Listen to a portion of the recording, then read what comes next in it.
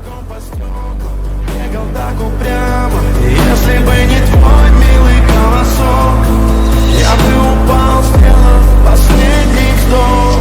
И звезды мирно падали, как будто до меня. Я каждый раз загадывал тебя не потерять, но больше не могу, я просто мучаю себя. Теперь ты больше не моя. В камине в 6 утра фотография твоя.